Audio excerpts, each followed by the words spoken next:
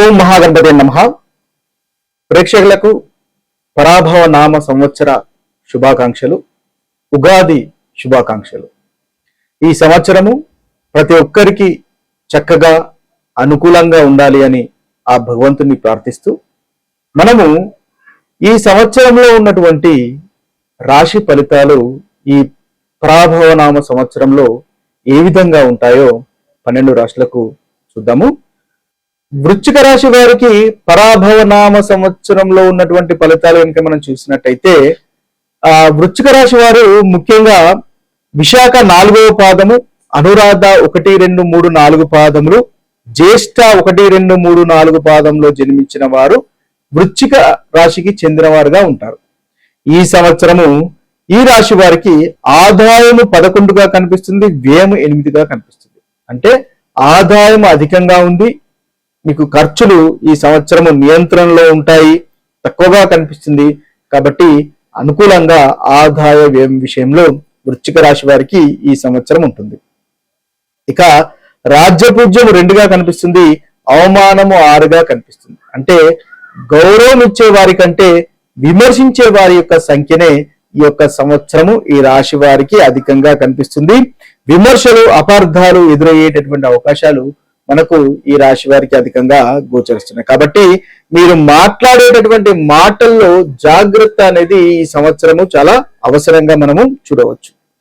ఇక గ్రహం యొక్క గోచారాలు కనుక చూసినట్టయితే శని వీరికి 5వ ఇంట్లో సంచారం చేస్తుంది. ముఖ్యంగా పిల్లల యొక్క విషయంలో కాస్త జాగ్రత్త అవసరము, పెట్టుబడుల విషయంలో జాగ్రత్త అవసరము, విద్యార్థులకు కాస్త శ్రమ అనేది ఉండేటటువంటి అవకాశాలు మనకు ఈ శని యొక్క గోచారం వల్ల కనిపిస్తుంది. పనుల్లో కూడా కాస్త ఆలస్యం అయ్యేటటువంటి అవకాశాలు మనకు కనిపిస్తుంది. అంటే శని దాదాపుగా మనకు గత సంవత్సరం కూడా ఇదే విధంగా ఉంది, అదే విధంగా శని కూడా మనకు కంటిన్యూ అయ్యేటటువంటి అవకాశాలు మనకు కనిపిస్తున్నాయి. అయితే జూన్ నుంచి అక్టోబర్ 31 వరకు ఈ సమయంలో గురువు మీకు 9వ ఇంట్లో సంచారం చేస్తాడు. కాబట్టి అదృష్టం అనేది వృశ్చిక రాశి వారికి ఈ జూన్ నుంచి అక్టోబర్ లో చాలా చక్కగా ఉంటుంది. ప్రయాణాలు లాభదాయకంగా ఉంటాయి, పెద్దల సహాయ సహకారాలు అందుకుంటారు, వృత్తిలో కూడా చక్కటి పురోగతి ఉంటుంది. 2వ అధిపతి 5వ అధిపతి 9వ భావంలో సంచారం చేయడం వల్ల ఏదైతే ధనలాభం కలుగుతుంది, పెట్టుబడుల వల్ల లాభదాయకంగా ఉంటుంది, మీ యొక్క ఇన్వెస్ట్మెంట్స్ చక్కగా ఉంటాయి. అదేవిధంగా కుటుంబానికి సంబంధించినటువంటి విషయాల్లో, ధనానికి సంబంధించినటువంటి విషయాల్లో లక్కు అనేది కలిసి వస్తుంది. ఇక చూసినట్టయితే అక్టోబర్ తర్వాత ఉద్యోగంలో బాధ్యతలు పెరిగేటటువంటి అవకాశాలు మనకు కనిపిస్తున్నాయి. కెరియర్ లో మార్పులు కూడా ఉండే అవకాశాలు మనకు కనిపిస్తున్నాయి. ఈ రాహువు నవంబర్ 25 తర్వాత రాహు యొక్క సంచారం మీకు అనుకూలంగా ఉంటుంది. ధైర్యం పెరుగుతుంది, ప్రయత్నాల్లో విజయాలు సాధిస్తారు. చిన్న ప్రయాణాలు కూడా లాభదాయకంగా మనకు రాహు గ్రహం వల్ల ఈ రాశి వారికి ఉంటాయి. అదేవిధంగా కేతు వల్ల కూడా చాలా చక్కటి ఫలితాలు మనకు 9వ స్థానంలో సంచారం చేస్తాడు. నవంబర్ 25 తర్వాత కేతు కూడా మీకు చాలా అనుకూలంగా ఈ రాశి వారికి ఉంటారు. ఓవరాల్ చూసినట్టయితే జూన్ నుంచి అక్టోబర్ వరకు చాలా చక్కగా ఉంటుంది. గురువు 9వ ఇంట్లో సంచారం చేయడం వల్ల చాలా అనుకూలంగా ఉండడం వల్ల అదృష్టం సహకరిస్తుంది, విజయాలు కలుగుతాయి, ధనలాభం కలుగుతుంది. అన్ని రకాలుగా మీకు అనుకూలంగా మనకు ఉండే అవకాశాలు కనిపిస్తున్నాయి. ఇక నవంబర్ తర్వాత కూడా రాహు కేతుల యొక్క అనుకూలత ఉంటుంది. కాబట్టి ఓవరాల్ గా వృశ్చిక రాశి వారికి చాలా చక్కటి ఫలితాలు కనిపిస్తున్నాయి. వృత్తిలో కాస్త మార్పులు చివరి భాగంలో కనిపిస్తున్నాయి.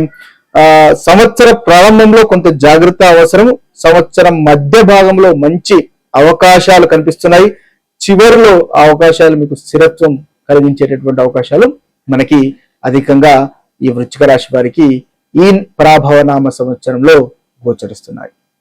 ఈ సంవత్సరం గురించి, ఈ పరాభవనామ సంవత్సరం గురించి కనుక చూసినట్టయితే ఈ పరాభవనామ సంవత్సరము మనకున్నటువంటి 60 సంవత్సరములలో 40వ సంవత్సరం.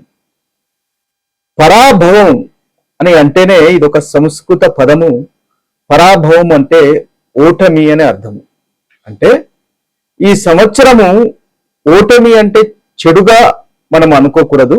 ముఖ్యంగా ఇది ఒక మన పరాభవం వల్ల మనకు నేర్పించేటటువంటి పాఠాలను తీసుకోవాల్సినటువంటి సంవత్సరంగా మనము చూడాలి. అంటే ఓటమి, తగ్గుదల, అదేవిధంగా గర్వం తగ్గడము, వినయం నేర్చుకోవడము లాంటి ఫలితాలు ఈ పరాభవ సంవత్సరంలో మనకు కలుగుతాయి. దీనికి మనకు పౌరాణికంగా ఒక కథ కూడా ఉంది. అంటే మనకు పురాణాల్లో దేవతలు రాక్షసుల మధ్య యుద్ధం జరుగుతున్నప్పుడు ఒక సంవత్సరము దేవతలు తమ అహంకారం వల్ల ఓటమి పాలవుతారు.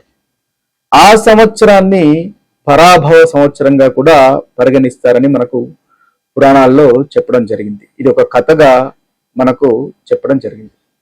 మనకు పురాణాల్లో ఈ పరాభవ నామ సంవత్సరానికి పేరు ఏ విధంగా వచ్చింది అనే ఒక కథ కూడా చెప్పడం జరిగింది. అంటే పూర్వము దేవతలు రాక్షసుల మధ్య యుద్ధం జరుగుతున్నప్పుడు ఒక సంవత్సరము దేవతలు తమ అహంకారం వల్ల పరాజయం పొందుతారు. అంటే కాబట్టి ఆ సంవత్సరాన్ని పరాభవ సంవత్సరంగా కూడా పిలుస్తారు అని మనకు పురాణాల్లో చెప్పడం జరిగింది. అంటే ఏదైతే ఈ అహంకారం వల్ల మనం ఓటమి పాలవుతామో, మనకు ఏదైతే మన తప్పులు నేర్చుకొని, తప్పులు మనం సరిదిద్దుకొని తద్వారా నేర్చుకొని ముందుకు వెళ్ళేటటువంటి సంవత్సరంగా మనం ఈ పరాభవ నామ సంవత్సరాన్ని చూడవచ్చు. అయితే ఓవరాల్గా చూసినట్టయితే ఈ సంవత్సరంలో కొంతమందికి వాళ్ళు చేస్తున్నటువంటి ప్లాన్లు ఆలస్యం కావచ్చు.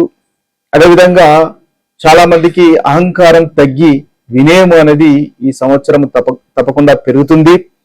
పాత తప్పులు సరిదిద్దుకునేటటువంటి అవకాశంగా కూడా మనం ఈ సంవత్సరము చూడవచ్చు.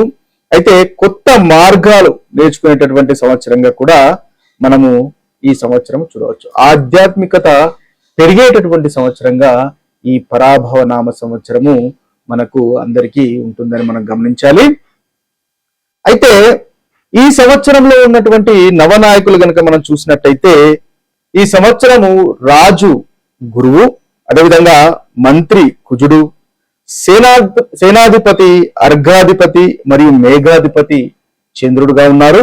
ఇక సస్యాధిపతి మరియు నీరసాధిపతి శుక్రుడు, ధాన్యాధిపతి బుధుడు, రసాధిపతి సూర్యుడుగా ఈ సంవత్సరంలో మనకు ఉన్నారు. ఇవి మనకున్నటువంటి ఈ పరాభవ నామ సంవత్సరంలో ఉన్నటువంటి విశేషాలు. అదేవిధంగా ఈ సంవత్సరంలో మనకు ముఖ్యమైనటువంటి 4 గ్రహాల యొక్క సంచారాన్ని గనక మనం తీసుకున్నట్టయితే శని మనకు యథావిధంగా మీన రాశిలో సంచారం చేస్తున్నాడు. గురువు మిథున రాశిలోను, అదేవిధంగా మనకు కర్కాటక రాశిలోను, తరువాత సింహ రాశిలో సంచారం అనేది ఈ సంవత్సరంలో ఉంటుంది. ఇక రాహు యొక్క సంచారము, కేతు యొక్క సంచారం కనుక గమనించినట్టయితే రాహు యొక్క సంచారము మనకు కుంభరాశిలోను, తర్వాత మకర రాశిలోకి సంచారం అనేది ఉంటుంది. ఇక కేతు వచ్చేసి మనకు ప్రస్తుతము మనకు సింహరాశిలో సంచారం చేస్తున్నాడు. సింహరాశి నుంచి కేతు మనకు కర్కట రాశిలో సంచారం చేస్తాడు. అదేవిధంగా రాహు వచ్చేసి మనకు కుంభరాశిలో సంచారం చేస్తున్నాడు. కుంభరాశి నుంచి మకర రాశిలోకి సంచారం అనేది ఉంటుంది. ఇది స్థూలంగా మనకు ఈ పరాభవ నామ సంవత్సరంలో ఉన్నటువంటి గ్రహస్థితి. ఇవి మనకు ఈ పరాభవ నామ సంవత్సరంలో ఉన్నటువంటి రాశి ఫలితాలు. ఇక అందరికీ చాలా చక్కటి ఫలితాలు కలగాలి. ప్రతి రాశి వారికి ఈ సంవత్సరం పరాభవ నామ సంవత్సరంలో మంచి ఫలితాలు, అనుకున్నటువంటి పనులు నెరవేరాలి, విజయాలు కలగాలని కోరుకుంటూ మరొక వీడియోలో మరొక ఫలితాలతో కలుద్దాము. అంతవరకు సెలవు. సర్వే జన సుజనో భవంతు, సర్వే సుజన సుఖినో భవంతు. నమస్తే.